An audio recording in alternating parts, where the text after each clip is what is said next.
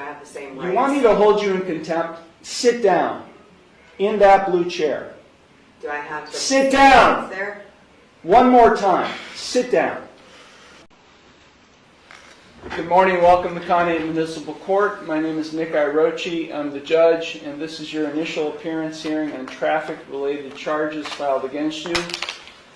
As you can tell, we have several students here from the Contempt Middle School. They are here every Tuesday morning as part of My Day in Court. It's in its 36th year of operation. It's the longest running court student program in Ohio, and is sponsored by our local Contempt Rotary Club. They're here to observe proceedings only. I'm going to read all of you your rights, and then when I'm done reading you your rights, I will call your case up individually. When I call your case up, you can take a seat in this first blue chair. If you have any questions regarding the rights I'm about to read to you, you can ask them at the time I call your case up, and then we'll address the charge or charges filed against you. So please pay attention to the rights I'm about to read to you. You do have a right to a copy of the complaint filed against you. In traffic court, that complaint is the officer's citation. If you did not receive a copy of that, let me know, and I'll make sure you get a copy of that at the time I call your case. Also, you have a right to be informed of and to understand the nature and the elements of the charge or charges filed against you. You also have a right to know the potential penalties that could be imposed, and I will explain those potential penalties to you when I call your case up.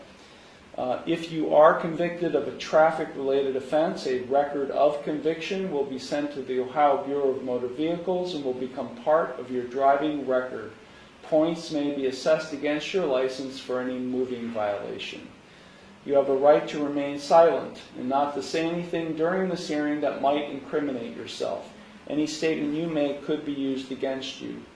You also have a right to a trial to the court.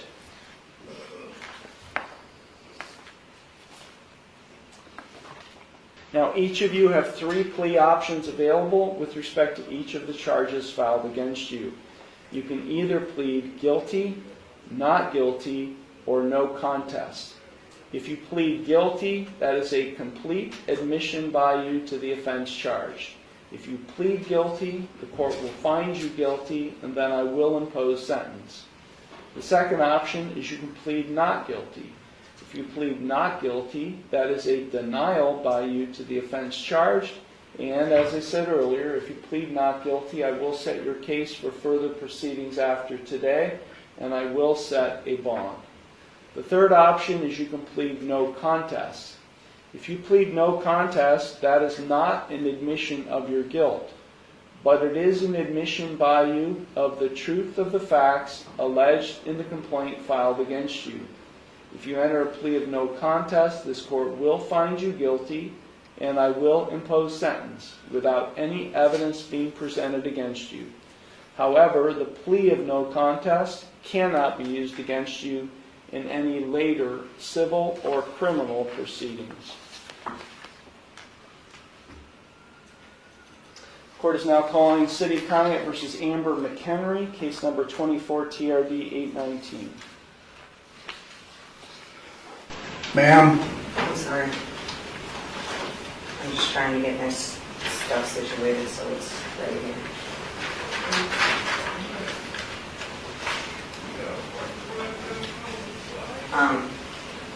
Take a seat I have a question. in this blue chair. Do I have the Sit down. Do I have the same rights? You want me to hold you in contempt? Sit down. In that blue chair. Do I have to sit down there? One more time. Sit down.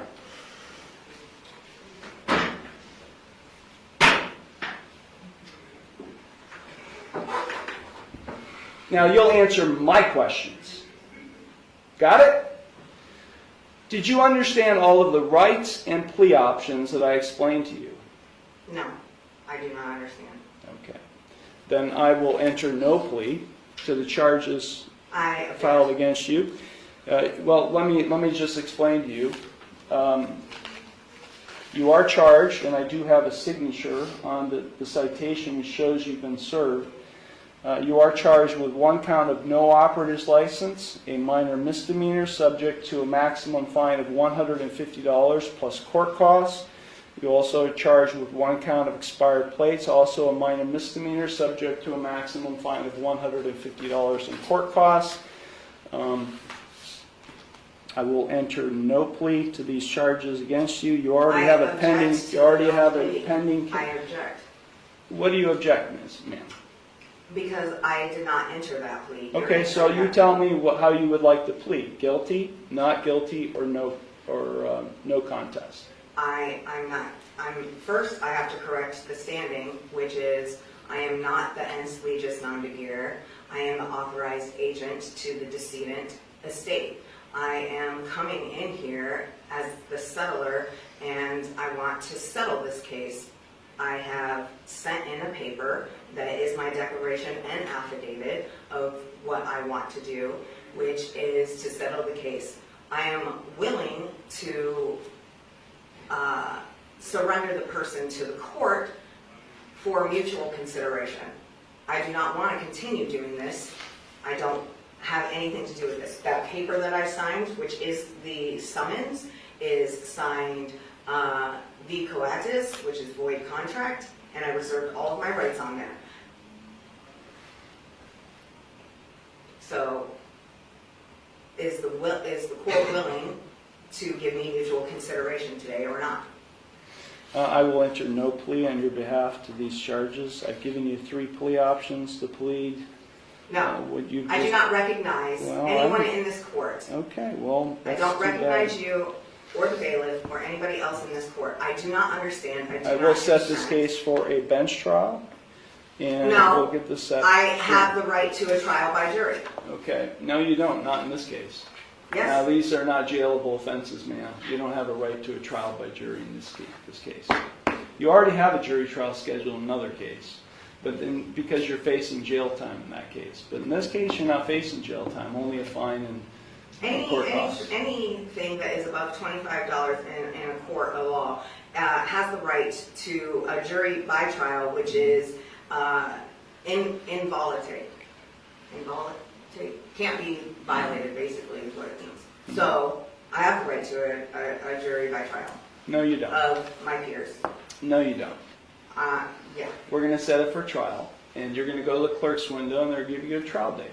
Okay? So, Then I'm just going to surrender the person to the court because I'm not coming back. I don't know what that means. You do know what that means. I don't know what that means. I am not the ens legis non begeer. I told you That, that. I I'm don't not the know what that decedent. means either, ma'am. I've been practicing law for 36 years, and what you've just said to me has no meaning to me whatsoever. So, Well, great. yeah. So Ma'am, if you don't leave understand. the courtroom, and if you don't go to the clerk's window to get a trial date, I'll have you arrested and hold you in contempt of court. With what contract? There is no contract. I know You're there's looking at the contract. You're looking at the one who's going to be able to, has the authority to be able to put you in jail and I'll hold you in contempt. So let me say it one last time because we have other cases to handle today.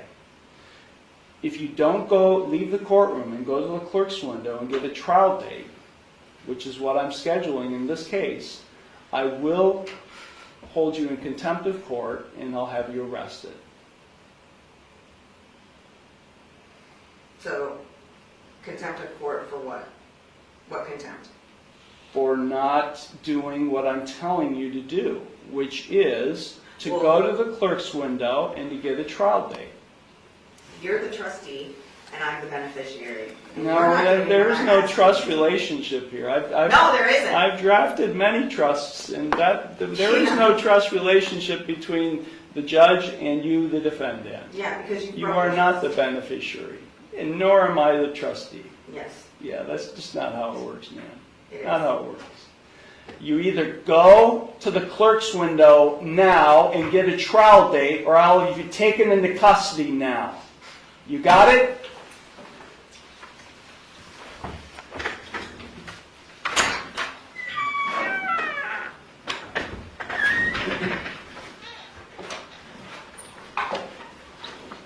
Is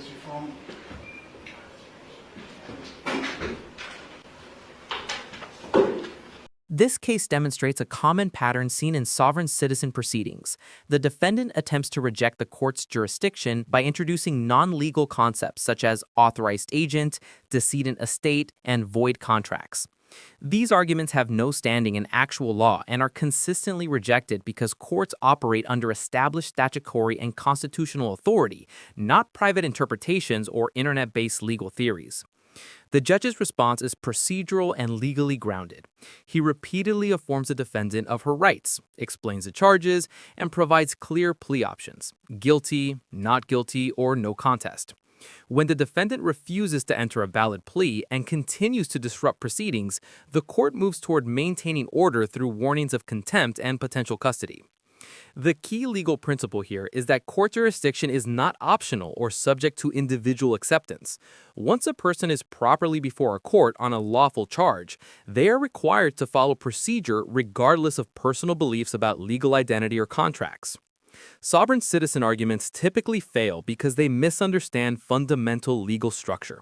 Courts do not recognize personal sovereignty as a way to avoid criminal or traffic liability. Instead, judges are obligated to apply statutory law uniformly to all individuals within their jurisdiction. The takeaway for viewers is clear. Legal myths circulating online do not override real-world law. In actual courtrooms, procedure, jurisdiction, and statutory authority always take precedence over personal interpretations.